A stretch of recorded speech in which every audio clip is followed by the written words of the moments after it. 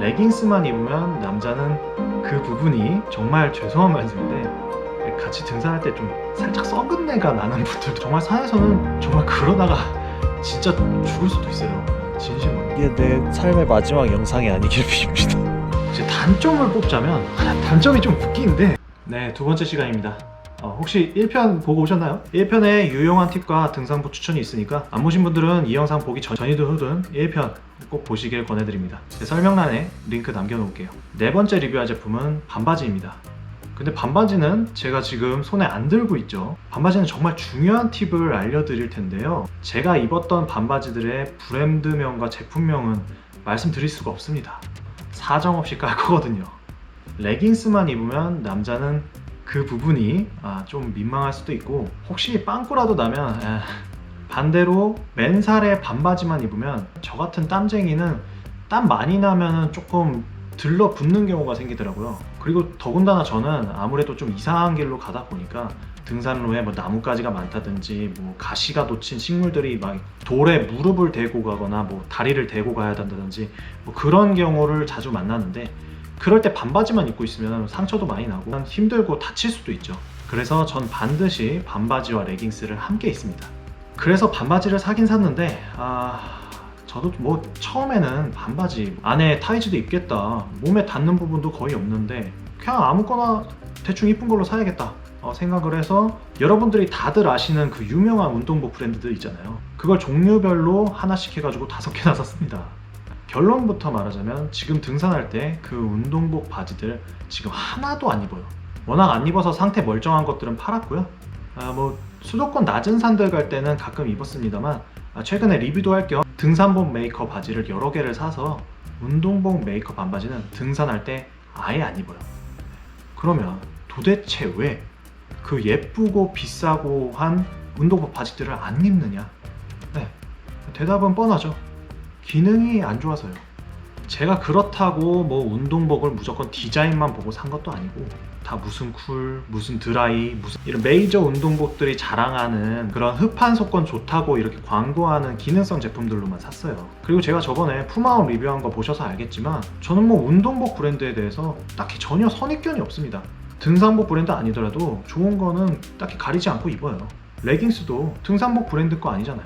근데 진짜 흡한 속건 그리고 냄새 안 나게 해주는 항균 항취 면에서 운동복 브랜드와 등산복 브랜드의 차이는 너무나도 큰 것 같습니다. 운동복 입고 주로 하는 헬스, 러닝 이런 운동과 등산이 가장 다른 점은 진짜 동네 뒷산 올라가는 게 아닌 이상 등산은 최소 4시간에서 많게는 10시간 이상도 지속이 되고 중간에 맘대로 그만둘 수도 없다는 점이죠. 좀 극단적인 예를 들어볼까요? 운동복은 심지어 땀이 더 많이 나게 하는 땀복 같은 것도 있잖아요. 짧은 시간에 운동 효과를 더 내려고. 근데 등산복 중에 그런 거 본 적 있으세요? 등산 땀복? 그런 거 절대 없죠. 등산복은 운동복보다 생존과 편의에 초점이 맞춰져 있기 때문입니다. 헬스랑 러닝은 짧으면 30분, 정말 길어야 한 3-4시간 정도 하기 때문에 땀이 좀 덜 빨리 말라도 뭐 불편함을 많이 안 느낄 수도 있고 그리고 많이 불편하면 금방 또 벗어버릴 수 있기 때문에 뭐 그런 면에서 다른 것 같습니다. 근데 등산은 정말 땀이 마르는 속도와 항균 처리 유무에 따라서 냄새 차이도 심하고 뭐 저체온증이나 열사병으로 이렇게 큰일이 날 수도 있기 때문에 제대로 된 등산복 브랜드들은 그런 것들을 다 고려해서 옷을 만듭니다. 100번 양보해서 뭐 축축하고 저체온증 걸리고 그러면은 자기 혼자 감당하면 되는 거라고 치더라도 땀 냄새 나는 거는 남한테 피해를 주니까 조금 조심해야 되지 않을까 생각합니다. 난 등산할 때도 운동복으로 충분하다, 만족한다 라고 말씀하시는 본인은 못 느끼실지 몰라도 정말 죄송한 말씀인데 할 때 좀 냄새가 나세요. 제가 뭐 면전에 대고 얘기는 못했지만 긴 산행 오시는데 운동복 입고 오시는 분들 가끔 좀 냄새가 나시는 분들이 계시더라고요. 그 땀 냄새를 넘어서 약간 군내라고 하죠. 약간 살짝 썩은 내가 나는 분들도 계세요. 근데 뭐 다른 사람 얘기할 거 없이 저부터도 예전에 멋 모르고 그런 운동복 입고 등산 갔다가 이제 끝나고 지하철 타고 집에 들어가는데 저한테 냄새가 너무 나는 거예요. 너무 부끄럽고 죄송스럽고 그래서 제가 하산하고 이제 다리도 아프고 자리도 비어있고 그런데도 구석진대에 가서 서 있었던 그런 경험이 있습니다.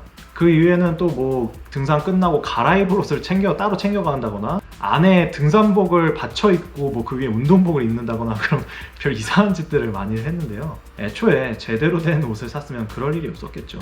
뭐 차라리 간단한 바람막이나 뭐 그런 거는 웬만하면은 땀 냄새가 배질 않으니까 운동복 메이커로도 뭐 괜찮을 수 있어요.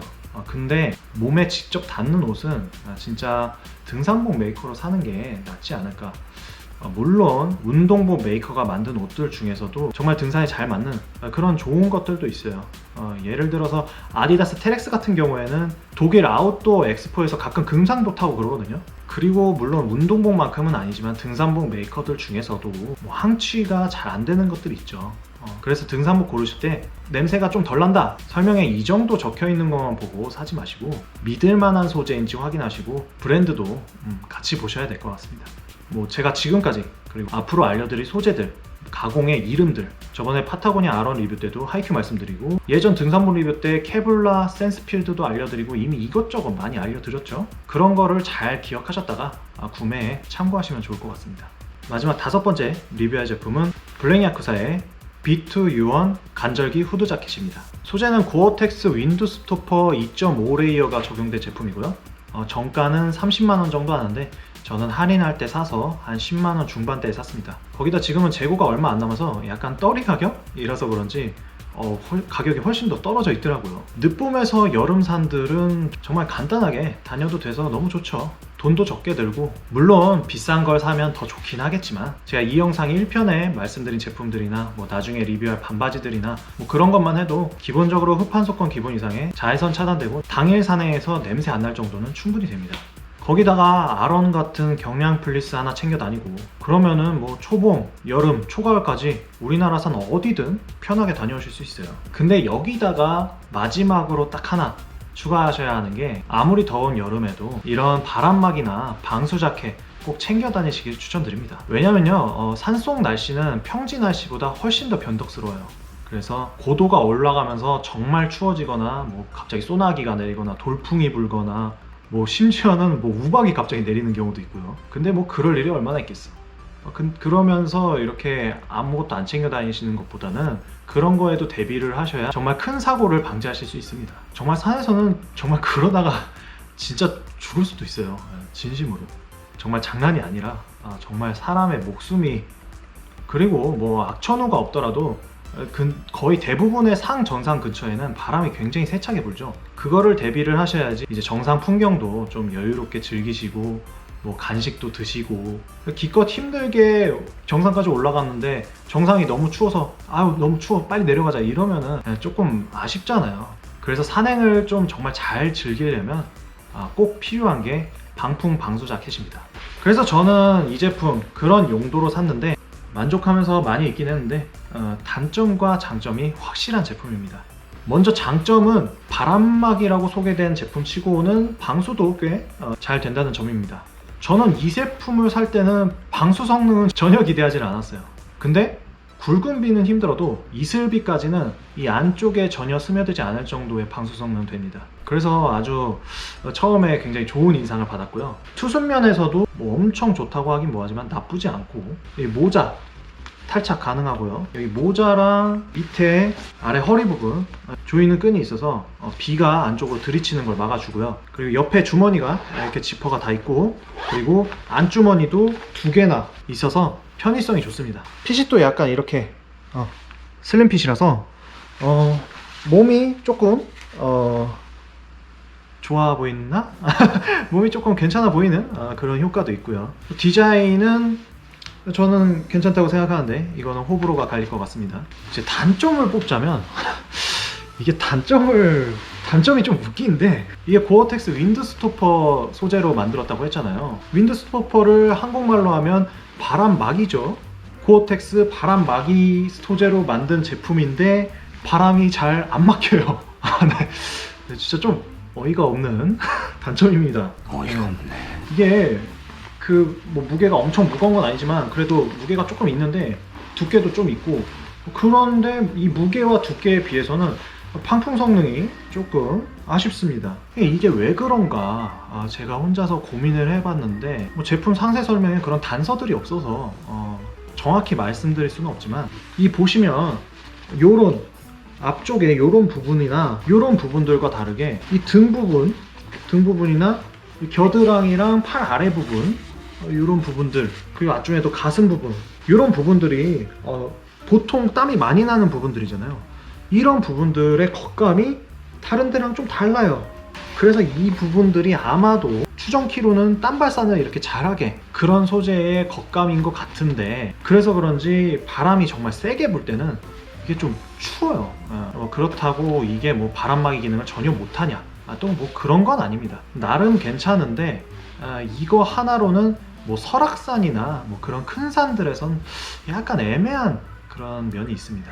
그렇다고 뭐 엄청 가벼운 것도 아니고 뭐 패킹이 되는 것도 아니고 그래서 얘가 역할이 조금 약간 애매해요. 그래서 저는 결국 경량 바람막이와 방수 자켓을 또 따로 샀습니다.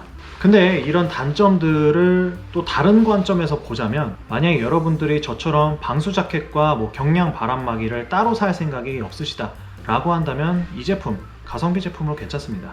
어쨌든 웬만한 방수 자켓들보다는 가벼운 편이고 그러면서 어느 정도 방수도 되고 방풍도 되고 그래서 이제 고도 높은 산들에서나 약간 애매한 거지 이 디자인만 마음에 드시면 이거 구매하셔도 괜찮을 것 같습니다. 자 이렇게 해서 초봄, 여름, 초가을까지 영상 10도에서 40도까지 입는 가성비 등산복 5종 리뷰를 마치도록 하겠습니다. 제가 오늘 소개해드린 제품들의 이름은 잊어버리셔도 되는데 소재나 가공 방식 이런 것들은 꼭 기억을 해두셨다가 나중에 등산복 쇼핑하실 때 참고하시면 좋을 것 같습니다.